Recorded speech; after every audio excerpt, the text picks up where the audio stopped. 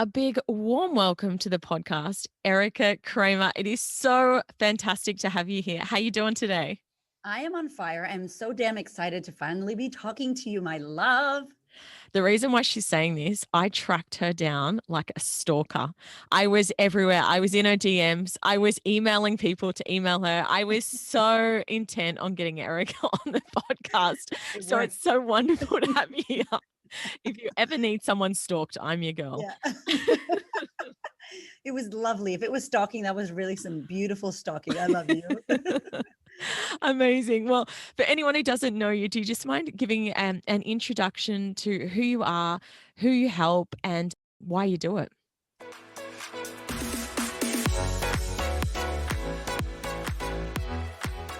Yes. So my name is Erika Cramer, the Queen of Confidence. I'm a confidence coach for women for mindset and business.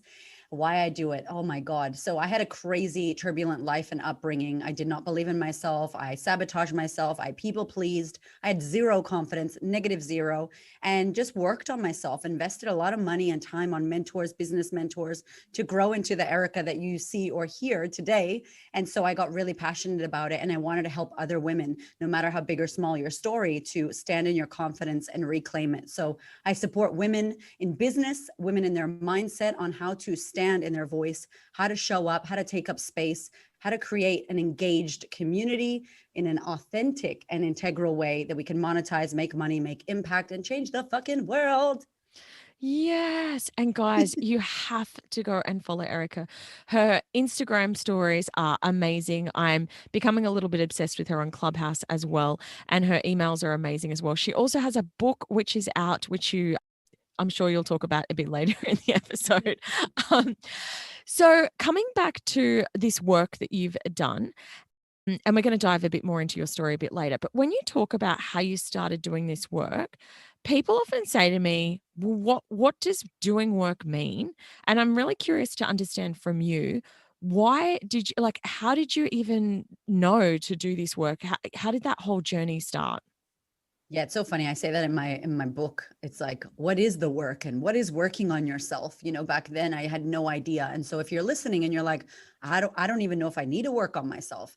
One of the ways that I think would be the best way for you to find out what you need to work on is to look at your life. So if you're listening to this, maybe close your eyes, do a little scan of your life. Look at your love life, look at your body, look at your money, look at your bank account, look at your business, look at all the areas of your life. And where do you see a lack? Where is something not going the way that you want it to go? And I can guarantee you that that area needs work, needs love, needs support. Maybe there's a thought that's not serving you that you're thinking. Maybe there's a whole belief system going on within there. And I tell my clients, work on the biggest thing that's fucking with you the most. That's what I say. Because you might go, oh my God, Erika, everything's a hot mess. I'm still single. I don't have a house. I don't have any money. My business isn't going. And I'm like, cool, but what's the biggest one? So the most impactful thing that we can do is work on the area that bothers us the most. It'll stick out like a sore thumb. And when you get to working on that, you go, cool, let's use money for an example. I don't have the money that I want to have. And you go, why? What's going on there? Is it money beliefs? Is it your thought process? Is it that you have really bad beliefs you picked up from your family? Is it that you don't have the resources? You actually don't know how to make more money, or you work a job you hate. So maybe you identify, I need to speak to a coach that talks about money. Claire, where you at? Let's work with Claire. Maybe I need a coach that helps me build business. Maybe I need a therapist. For me, coaching was the thing I chose. I did therapy for 19 years and it just felt like I was going backwards every time I had a session. But maybe for you, therapy is it. So you decide, what area of my life do I need results in? Then you go looking for someone, something, a community, a program, a course, a person, and you put money towards it. You put money, time, and energy and invest in that. And then hopefully that program or that person can give you tools to grow. Similar to when you want to lose weight and you've been trying for 10 years, get a damn personal trainer. They know what to do. Follow their steps. You'll get that result. Yes, awesome. And if you are thinking, I don't have work that I need to do on myself, you just haven't scratched damn hard enough. Because I used to always think that. I was like, no, there's no work that needs to be done here. And the interesting thing is that the more that I have dove into this sort of work, the more I've realized how much is actually there and how much I was suppressing, how much I wasn't addressing. And the more that you start to dive into it, I start to feel like I'm becoming a more authentic version of myself because I'm really, there's not areas that you're going, oh, that's not there, and leaving it. So I love that you've shared that and given some practical tools as well. Just on that last note, when you said investing money, why do you think that that's an important part of the process? Well, I feel like if you're, let's say you're in business, right? And you want a client to buy from you, or let's say you work a job and you want your client at the place where you work to buy the product or to be a client of yours, they have to make an investment. And so when my clients right now, we've just launched a mastermind. When my clients go, I'm going to give you 10K, I know what that feels like. I've done that. I've pulled money out of my savings. I've put it on credit cards. I've done really bad decisions financially. I've been scared and crying and going, oh my God, I'm so scared to back myself. So I can really energetically, physically, mentally, spiritually, all the fucking leads feel what my client feels. And I'm like, hey, I got you. I've been there. I understand you. And there's some power for when you've experienced something, because people get to see themselves in you and they go, okay, she gets me. I'm not just talking crap. I've actually experienced it. And the second part is, if you get something for free, you don't know the value, you don't know the cost. And so when you keep giving your best friend free sessions, or your mother or whoever it is that you're giving something to, they haven't done a value exchange, which is energy exchange. And so when we used to trade pigs for chickens, it was like, that was a difficult system to track. And obviously now we've decided that money is the system. But when you do this, really, it's an energy exchange. It's, I'm going to back this and I'm going to say thank you. We're not charging sessions or 1 hour. I can't put a cost on what I do for a person. I'm helping them stand in their power and let go of, the lack of self-confidence. That's not worth $120 an hour. That's a lifetime learning. So I think it's important that we put our money where our desires are, and that we invest, because we are spending money on stuff, nails, lashes, fucking Netflix, takeaway. It's like, is the return on investment happening for you? And the best return on investment is in your brain, in your mind, and in your own investment of self. I love this so much. And if you guys are wondering, I'm thinking about early last year, my business was going so well. I was really heavily booked for my coaching, and I decided to run a competition. And in this competition, you would win 2 business coaching sessions with me. Massive, massive value. The person who won, I had hundreds of people enter. The person who won showed up for one of their sessions and didn't even bother showing up for the second session. Wow. And it's someone that I know. It's no offense to her if she's listening, but it just goes to show that, and obviously because she hadn't spent any money, she didn't see the value, and she was never going to get the transformation because she hadn't put money behind it. And I definitely have found this time and time again. Like, the things that I lean into the most, like, whether it's a mastermind or a course, the more that you lean into something financially, chances are the bigger transformation you're going to get, because you're going to show the hell up for it. Yes, girl. If you feel it, like if it's painful, if it's like, oh God, I don't know if I want to do this. Oh my goodness. You will show up. You will squeeze the juice from the lemon. You will grind the freaking grind. You're going to plant the seeds of the lemon. Like, none of that's going to go to waste. Where when you get it, you haven't invested, you don't feel it. And I really believe that we have to feel it in order. And maybe in Australia, I'm American, but in Australia, like, I'm worried as well about doing like scholarships or giving people things, because I feel like we're really blessed in Australia. And in this country, there's a lot of freaking privilege, like we don't struggle. And even when we struggle, it ain't struggle like it can be in other countries. And so I think depending on where your clients are and who you're serving, really paying attention to that. Like, if you're not going to value it, then don't sign up for it. Make sure that your blood, sweat, and tears are in it, because that's more likely that you're going to sit at the front, ask all the questions, and really, grind that lemon. Yeah, awesome.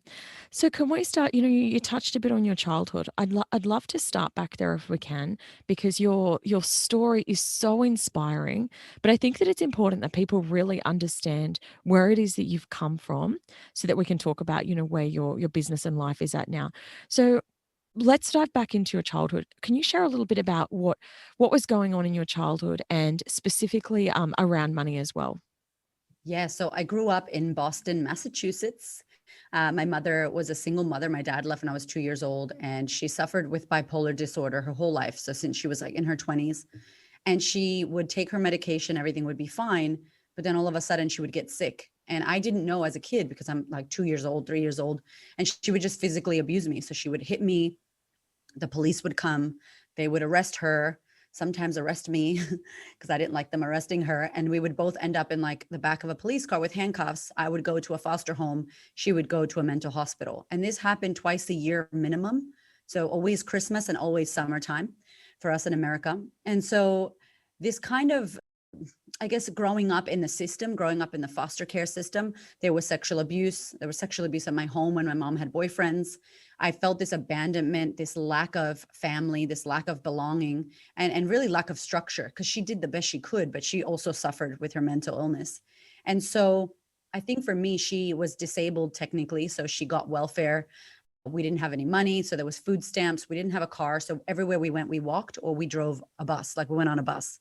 And so there was food stamps that, you know, we'd be in line at a grocery store and the food stamps got declined. So it's like putting things back. And, you know, I remember having the kids in my school being the little cashiers and me being like, oh my God, this is going to like bounce and we're not going to be able to buy this food. And so there was a lot of criticizing and a lot of made fun of on the playground. And I was constantly fighting and defending my mom because there was some embarrassing stuff that she did as a kid. And so the money beliefs were really bad because we didn't have money. And it was stuff like, you know, we can't afford that, or we don't do that. We're not those people that do stuff like that. I couldn't get a dog. I couldn't go to Disneyland. And so I think I just grew up feeling like I was limited and like I wasn't a smart person. And it was really in the foster homes when, you know, we're Latin, we're Puerto Rican, Spanish women. So I grew up in foster care with white families that lived on the other side of town in the rich neighborhoods. And I would go to YMCA summer camp and, you know, shit that we would never do in the hood where we lived, you know, that would never experience. And so I got to experience what this like this life could have been like. And then going back to my mom. And so I always wanted to be able to create something like that. I always wanted like a fireplace and I always wanted to build this life. But I honestly thought, Claire, like it was out of reach and I wasn't white enough. I was too Spanish, not smart, dumb, did really bad in school. I was a horrible student. I hated school and barely graduated high school. So it really affected me in that sense, you know, not understanding money, never having like kind of rich dad, poor dad situation, never having a role model. And even in the foster care, I was only in foster care maybe for 6 months. Once it was 2 years, but I was so young that it wasn't enough time for the foster family to really teach me and ingrain that into me. Yeah, wow. I was welling up hearing that story. It's just amazing, you know, where you've been and where you are now. So thank you so much for sharing that. And so what happened is that you reached a point in your life where you said, enough's enough.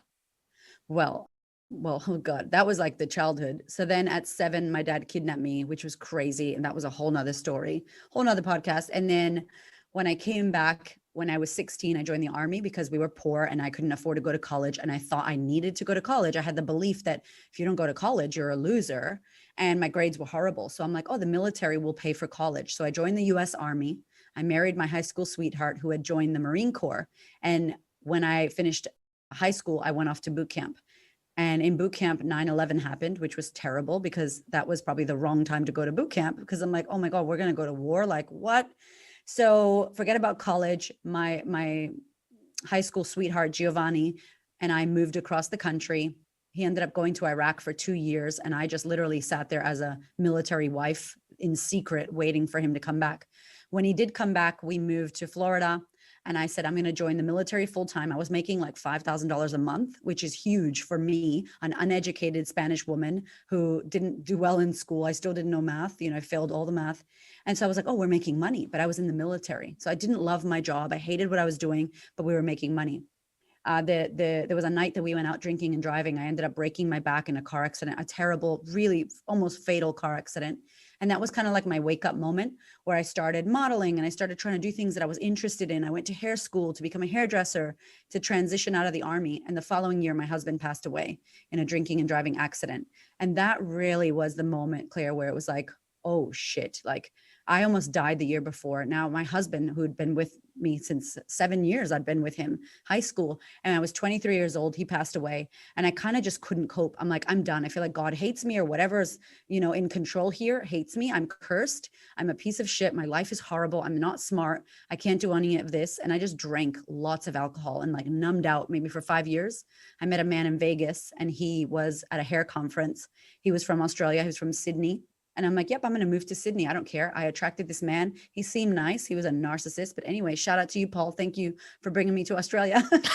And, I've seen him after and I'm like, hey, whatever. But, he wasn't a nice guy at the time. And I was just in so much pain. I felt like such damaged goods, like I was just ruined for, and came to Australia. He wasn't nice. I met another man in Melbourne who was basically the same guy, wasn't nice. And then I met my husband, who was my personal trainer. And he was the only person in my whole life from America, from where I grew up, even in the military, who was like conscious, who was aware, who was studying spirituality and energy and universe and God. And he studied all the religions, and he was so calm and loving and accepting. And he was the first person I told my whole story to, and he didn't shame me or condemn me. He really took me in, and I fell in love with Hamish. He's now my husband. And he's the one that guided me and was like, there's a lady that I see. He had a coach. She was a clairvoyant coach. And I'm like, what the hell does that mean?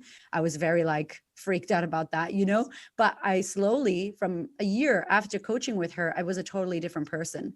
And that's kind of how it started, me working on my stuff. She took me to Gio's death. That was the biggest impact thing that I was trying to sweep under the rug. And she's like, let's go there on your first session. And I'm like, okay, what? And just had a mental breakdown basically, but in a good way. I needed to break down all the shit so that I could overcome it. 9 years later, $130,000 between me and Hamish later, I'm here doing the work that I'm doing. And I will not allow my past or my story to be the reason why I can't make money, make impact, and change the world. Yeah, I could just listen to you for hours.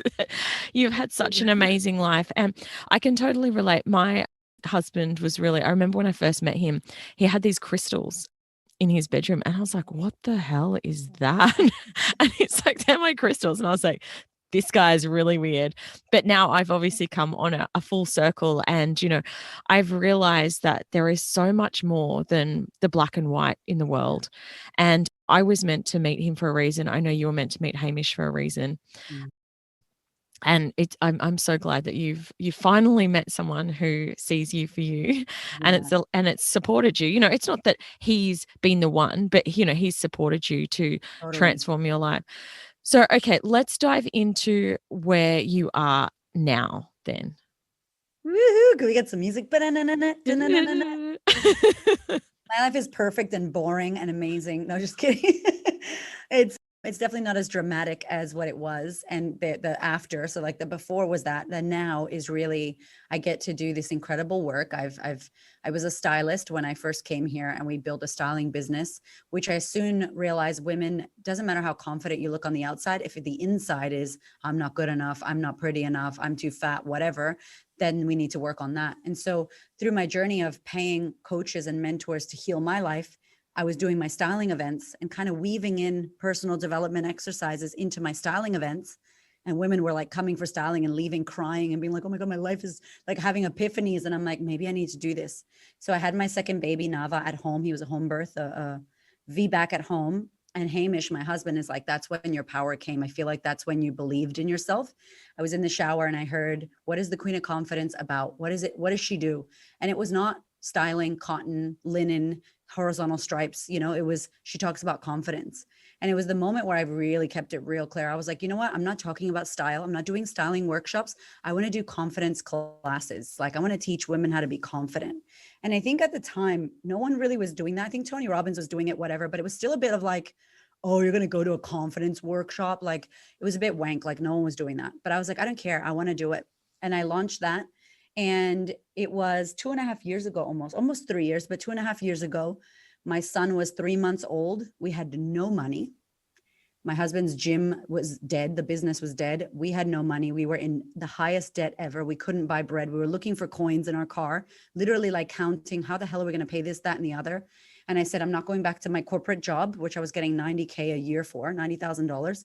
I am going to do confidence coaching. My husband almost died. He's brown and he turned white. He was like, are you crazy? He literally was so pale. When we first found out we were pregnant, that's how he looked. What? And I'm like, honey, it's now or never. I'm done. I'm done not listening to the knock that's coming for me and asking me to do what I want.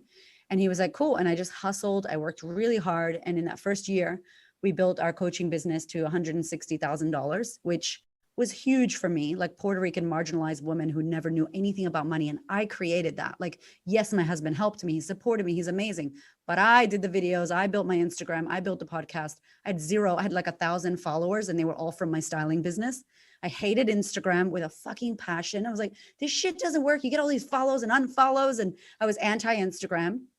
And within a year, we built that business, a $160,000 business. And I was like, wow, this is amazing. The profit was great because it's just me and Hamish. And then the following year, I decided to launch my group coaching program online and decided to launch our retreat, which I sold out with a swipe up. We made like $500,000 on Instagram. Our second year, we finished at $554,000 for our second year in business, $500,000 for a woman who was like, I'm stupid, I'm Spanish, I don't know enough about anything. And it was like, oh, okay, we're here. This is happening. And so now the following, when COVID happened in June 2020, which is the year we don't speak about, but that year I decided I feel like I could help women in business do what I've done now that it's 2.5 years or 2 years. And I said to my husband, I'm going to take a small group of women and just see if I can beta test. I charged a low price point and I had a high length of time to practice with them. And that was in the middle of COVID. It was June 2020 when no one had money, when everyone was freaking out. And I literally sold this mastermind. We made $60,000 in 2 days, which was great for my own confidence of like, oh shit, the story that no one will buy during a pandemic is bullshit. The story that that's too expensive is bullshit. I wonder what other stories I'm telling myself, right? And maybe if you're listening to this, what are the stories that you're telling yourself as why you don't have the money, why you don't have this, why you don't have that? And so we did that. It was amazing. We're wrapping up that mastermind now because it was really long. And now we've launched it again. And we've got like 6 or 7 women. We're going to take on a big group. We're going to do this again. And now my business is building women in a year-long program where I can coach their mind and really help them with life coaching. And then the other side is helping women in service-based businesses who want to do what I did from zero to where we are now, because that's my message is zero to this. You can do this with your raw and realness in your story. And so that's where we are now. Now, like our main program is automated. We've got a great kind of, what is it called? Passive community where we've got 300 plus women in 16 countries that are doing the work. And then we've got our Scale Squad women who are going to work with us and grow their businesses. I've got the podcast hit 1 million downloads, which is crazy because I do that shit in my car, and so now I can help my mom. I can give her money. It makes me like emotional, because I want to bring her to Australia and it's very expensive. If you think about bringing someone from America, who is obviously not right now because no one from America can be in Australia, but bringing her here to be able to help her financially because she still lives in the same place where we lived. Having my 2 kids and they were in childcare 5 days a week, like that stuff like that is what I was able to create financially. And that changed my life, having my kids in childcare 5 days a week, 2 kids. So these little things that we think isn't a big deal, money does help you. Money makes you feel better. Money makes the freedom. And I feel like more money doesn't equal more problems. It's like more money equals more impact. And so now that's the now version of what's happening. Yeah, awesome. So if you don't mind sharing, where did your 2020 land from a money perspective? Well, we're not done yet, right? We haven't finished 2020 yet. 2020, like Jan to December. Because you guys do that. So I'm American. Wait, okay. So let's do Australian. January to December 2020. Where did you land? January to December. Oh, Lord. I didn't do that one. I did the financial year. Okay, so awesome. I think technically this year in June, we should be at $1 million this year in June. Woo! So that includes, I know. So I was good because the mastermind, the 60,000 happened in June. So it technically counted for that 2019 to 2020 year. Yeah. And now we're in 2020 to 21. You know what I'm talking about, the financial Australia, you and your financial year, just because I love Jan to December, but now I've trained my brain and my zero to go, tell me the Australian year. But yeah, this year we should finish at over $1 million, which is really, fantastic. But this calendar year, I was like, I want to make $2 million. So January 2021 to December 2021, I was like, I want to make $2 million in our business. And I know that when we do that, that will mean that we've impacted the lives of many women and that we've supported who they're supporting as well, which is just next level. So my business has shifted. I was a life coach, really helping everyday women. My niche is every woman, like Tony Robbins' niche. And that's hard. So it's a lower ticket product, longer term. I'm happy to wait. I'm happy for that because I guess that's my underdog Puerto Ricanness. I want to make sure that my shit is viable for all women. So my program, we did an extended payment plan, which helped us, by the way, during COVID. When we did our 12-month payment plan, we made $80,000. Just that 12-month payment plan, same product, same audience, but a 12-month payment plan. And when we did that, I really got to see like it's 130 Australian dollars a month. Like that to me is like in America, that means $100 a month. I know an American woman who lives in the ghetto can pay that. I know it'll be hard for her, but it's enough to make her go, shit, I'm showing up. I'm going to do this. And that makes me feel really good because that's a part of my mission and my vision. And then my mastermind, obviously we have a payment plan, but that's high ticket. So now we've moved our business into this place where we can serve greater and still impact women, help business women, because my whole vision is about women being empowered. And how do we get empowered? We need to be clearing our mindset, and we need to be standing in who the fuck we are and going for what we want without the bullshit story that we can't do it because of a gender pay gap, of because you have a ghetto story, because you don't feel smart, because you're not smart, skinny, pretty, followers, all that. I feel, to me, I know there's a gender pay gap and I know there's inequalities. I'm not saying that, but if you live in a first world country, if you're in Australia or in America, the opportunity is the limit. So the only thing that limits us is what we're thinking. Yeah. So it's interesting. I speak to a lot of women about money, obviously, and your story is so inspiring. But I know that there's a big money story that a lot of people have, and I'd love for you to help tackle that today. Yeah. And that is, it's easy for coaches to make big money. Mm. So I end up with a lot of coaches on my podcast. And the reason is because coaches are happy to talk about money, Yeah. right? But I don't actually coach coaches myself.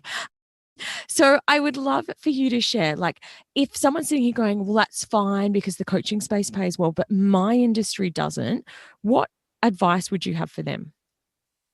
I have a stylist in my mastermind, and she was working a job, and she literally worked like 2 jobs, a cafe. She was hustling. Okay, hustling bad. She didn't live alone, and she at the moment is making about $3,000 a month in her business.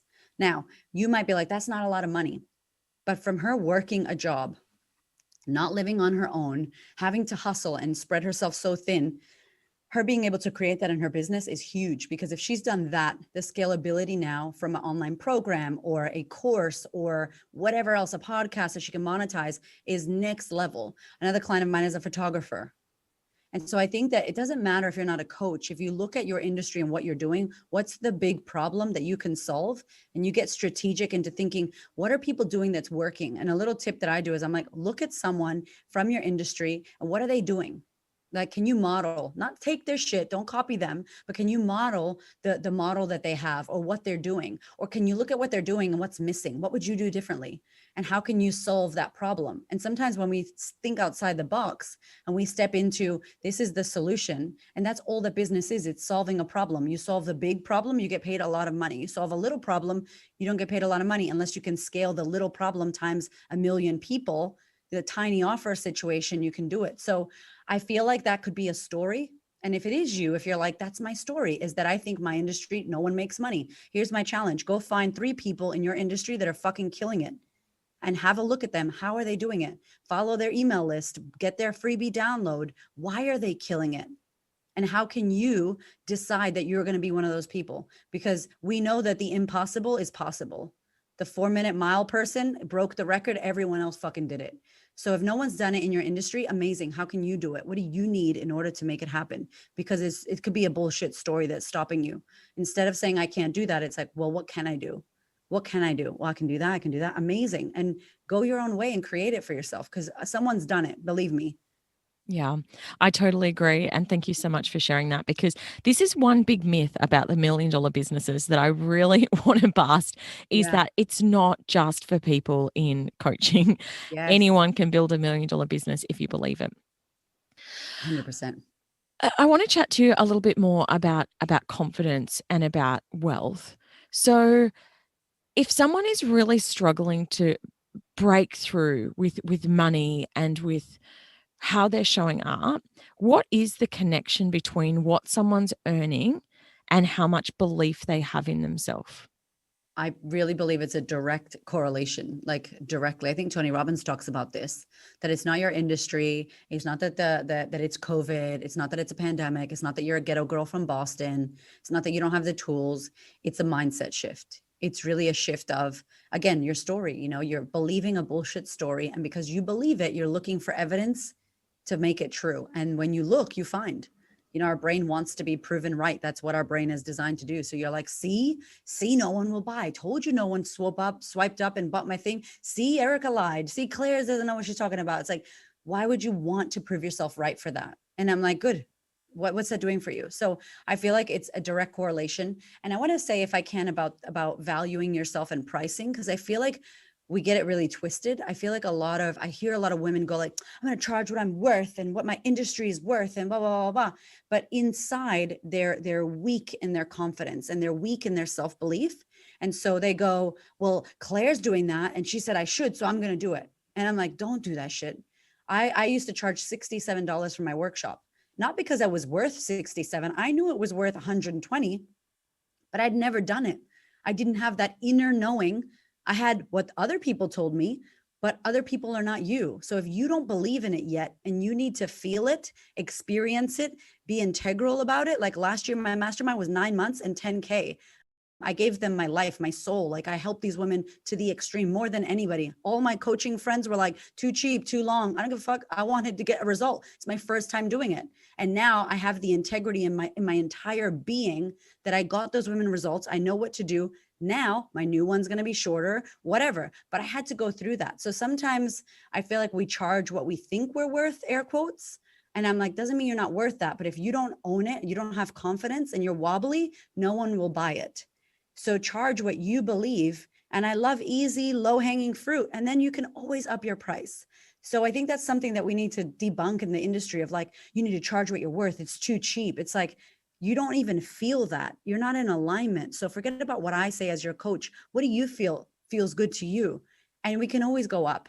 So I think that's something that we really need to look at. So I'm playing devil's advocate a lot today, aren't I? But I want to pretend like to be inside the heads of the listeners, and I want to answer for them the questions that they're going to have, because 100%. some of them are going to say, Erika, that's fine for you because you're so confident and I'm not confident. Is confidence something that someone is born with, or is it something they can learn? They can learn. It's a practice. I call it a practice. Like if you meditate, if you're listening and you do meditation or you do yoga or you exercise, it's something we learn, we practice it. And confidence, like the book, right? It feels like shit. I called the book Confidence Feels Like Shit. The truth about confidence and what it really takes to create it. You feel absolute shit. You are lacking, you're nervous, you're shaking, you got skid marks in your undies, there's pee dripping down your leg, you're in massive self-doubt, self-sabotage, imposter syndrome. You got it all happening at once. But you move anyway. You take a move and a step anyway. You fall flat on your fucking face in front of everyone and you get up and you stop looking around and going, who saw me? How much am I bleeding? Oh my God, my knee's scratched really badly. Do I need stitches? It's like, who cares? Just get back up because you're going to fall again. So just get comfortable falling, get comfortable feeling uncomfortable. You will not create confidence in a comfort zone. It's supposed to feel crappy. You're supposed to be scared. Like that's what it feels like. So I was never confident. And the reason I'm confident now is because I continuously show up. And I think that it leads to not caring what anyone thinks about me, not caring what I think about me, not caring what I think about me. It's like, you know what, who cares? I fell down. Everybody falls down. Next thing. You don't get better unless you try. And if you don't try, you don't get what you want. And when you don't try, that's where you sit in that space of lack and self-doubt. And the longer you don't try, the more self-doubt creeps in, the bigger the gap. It's a fucking crowbar into your dreams. Then you don't get what you want. And then you go, it's because I'm not good enough. And I'm like, no, it's because you fell down, made a fucking pity party. You made a big show. So you asked for the ambulance. Oh, big scene. Oh my God, poor me. Instead, just get back up because everyone's falling and no one's paying attention to you because everybody else is on the floor as well. So it's like, go for it. You know, we're going to wait till you get hit by a bus or your husband dies or you get cancer, or what are you going to wait for? Some tragic shit to happen for you to realize that your time is now? It's like, it's not guaranteed. So just do it when you want to do it and know that you're going to suck and then you get better. And the people that you look up to and think, wow, they're so confident. And, people in my mastermind are sort of saying to me, how do you show up on video? And I'm like, because I spent 3 years filming videos and crying and deleting them and crying and deleting them and posting them and looking like a fool. And I just kept doing it. And now when I do it, I feel confident. It does. I don't get nervous when I'm doing it. It Yeah. doesn't mean I don't make mistakes, but it is just a practice. And to your Yeah. point, it feels like shit. This book, you guys have to go and check it out. I haven't got my hands on a copy yet, so I will Send me be one. I'll send you grabbing one as soon as we get off this podcast. But confidence feels like shit is basically, it sums it up, because it's not easy. one. And this is the thing about the work.